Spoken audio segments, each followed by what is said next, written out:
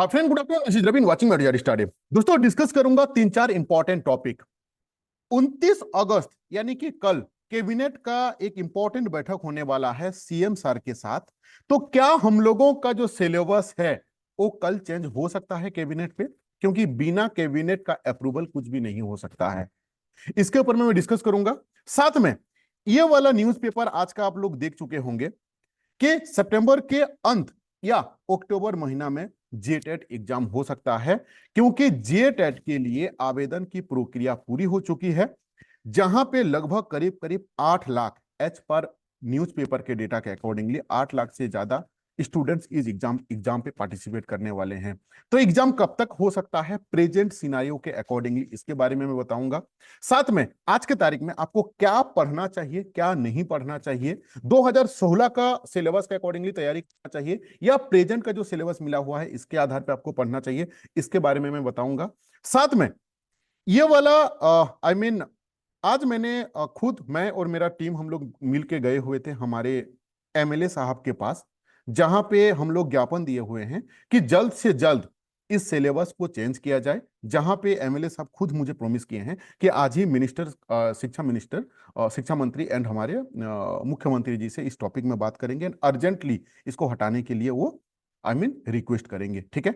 अब मेरा इस फोटो को देख के कुछ स्टूडेंट्स का दिमाग पे ये आ रहा है कि जब न्यूज़पेपर में ऑलरेडी आ चुका है कि हम लोगों का जो सिलेबस है ये चेंज होने वाला है, साफ साफ लिखा हुआ है। ये वाला न्यूज़पेपर सब आप लोग देख चुके हो, क्योंकि सुबह में ही काफी यूट्यूब से आप लोगों को ये पता चल चुका है कि जेटेट के सिलेबस में जल्द बदलाव करने की तैयारी। और यहाँ पे जो शिक्षा सचिव जी हैं उन्होंने खुद स्टेटमेंट दिए हैं कि झारखंड शिक्षक पात्रता परीक्षा सिलेबस की जो विभागीय स्तर पर समीक्षा की जा रही है, सिलेबस में एनसीईटी के निर्देश के अनुरूप बदलाव करने पर विचार किया जा रहा है।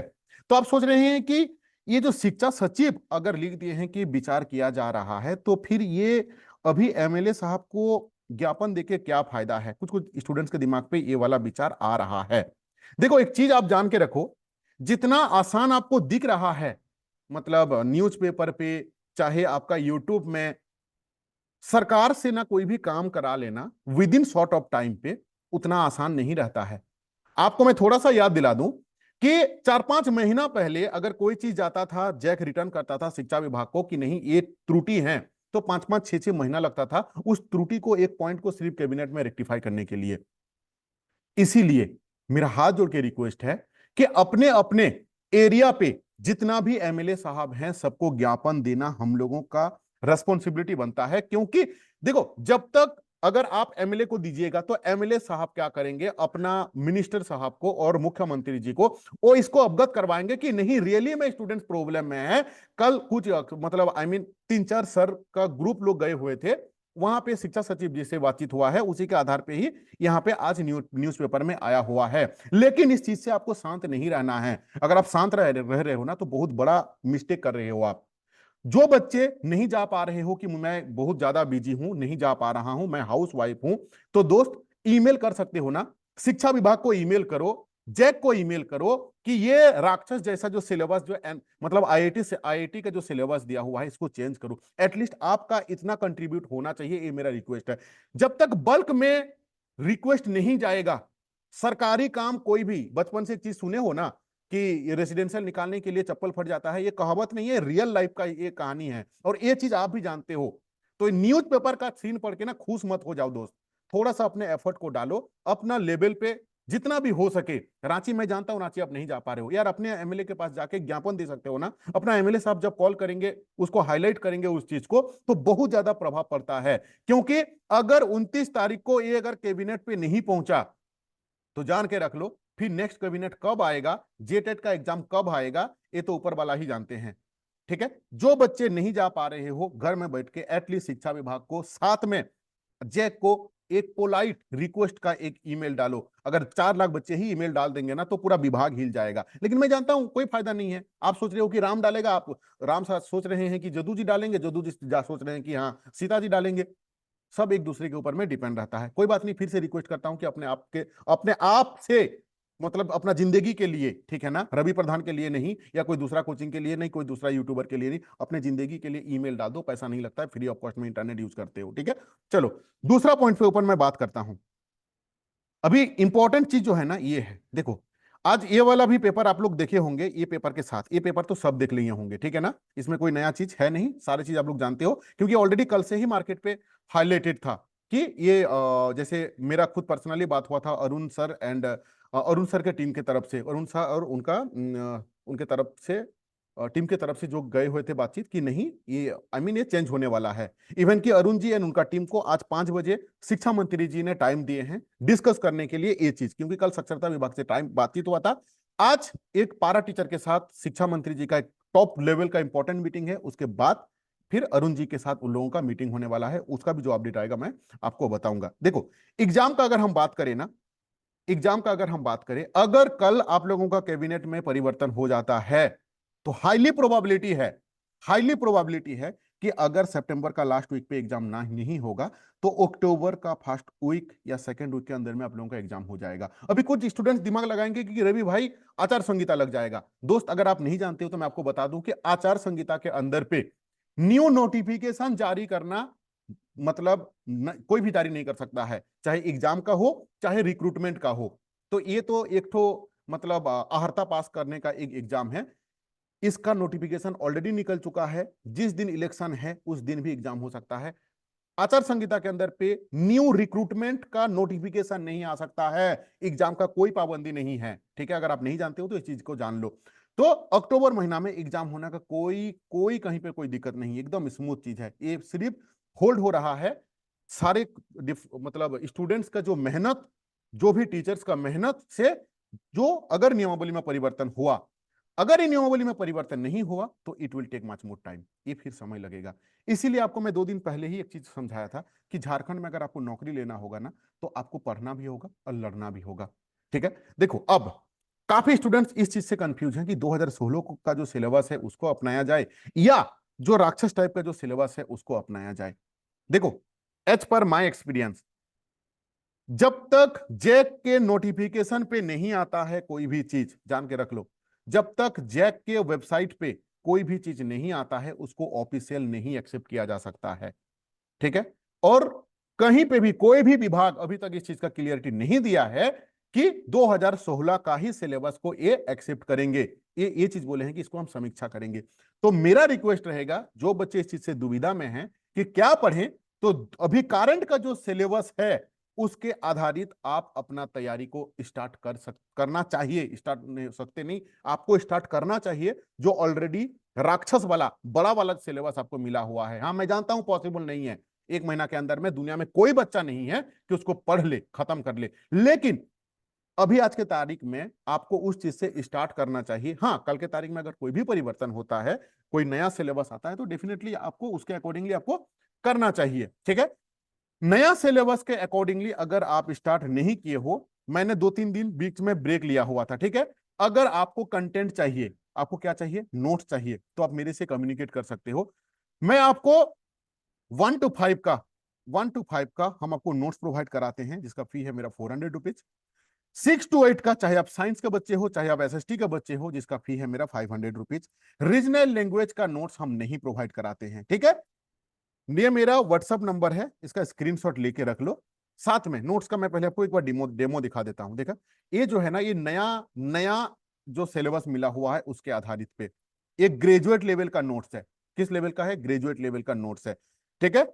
हर एक टॉपिक वाइज आपको ग्रेजुएट लेवल का नोट्स को मैं समराइज करके, चाहे आप साइंस के हो, मैं जानता हूं कि मतलब बहुत बड़ा है, लेकिन जब तक नहीं आता है ऑफिशियल वेबसाइट, आपको कोई भी चीज के ऊपर भरोसा नहीं करना चाहिए। आपको जो मिला हुआ है उसके आधारित आपको तैयारी करते रहना चाहिए जितना हो सके। आने वाले दिन पर अगर परिवर्तन हो जाता है तो आप नया को अपना लोगे। 2016 का अगर सिलेबस पढ़ लोगे, मतलब सिलेबस आ जाता है, मैं आपको लिख के देता हूं, 15 दिन पढ़ लोगे 2016 का सिलेबस, 16वां दिन पे कुछ रहेगा नहीं पढ़ने लायक चीज, ठीक है।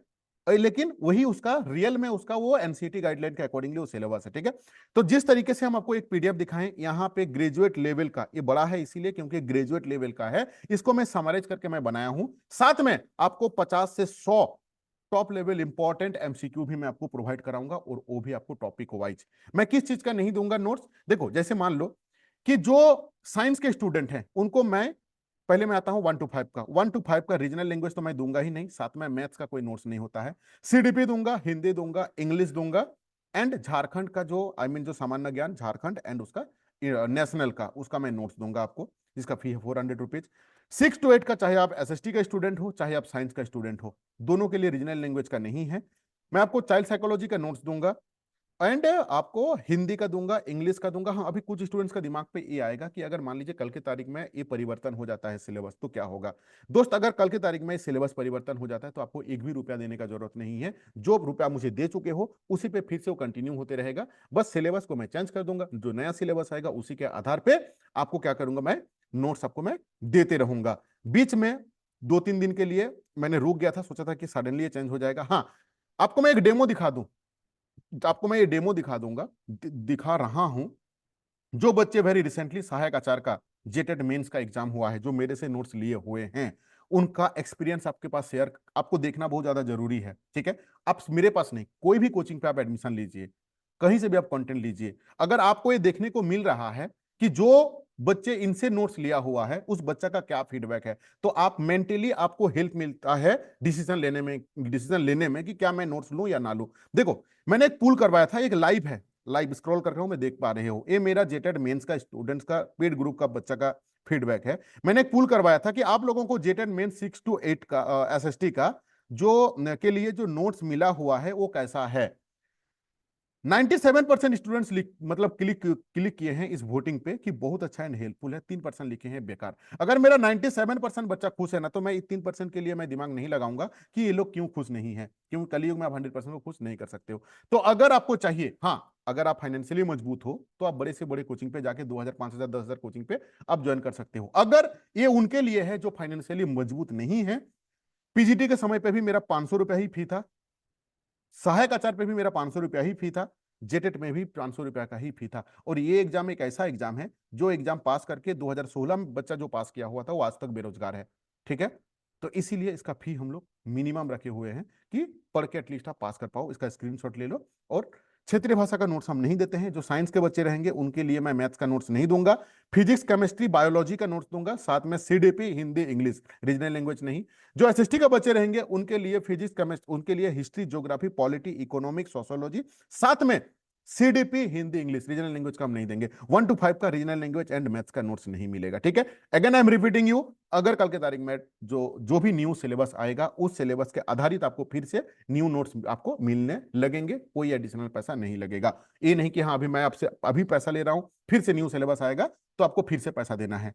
आज भी देना होगा पैसा आपको, न्यू सिलेबस के समय पे आपको ज्वाइन करना है, तो क्यों ना पहले से ही आप ज्वाइन करके जो भी कंटेंट हम आपको देंगे उसको आप पढ़ते रहो। ठीक है, कुल मिला के झारखंड पे अगर आपको नौकरी करना होगा तो लड़ना भी होगा और साथ में पढ़ना होगा। ये नहीं कि आज जा रहे हैं ज्ञापन देने के लिए, काल जा रहे हैं शिक्षा मंत्री के पास भेंट करने के लिए, काल जा रहे हैं आंदोलन और पढ़ाई बंद नहीं रे दोस्त।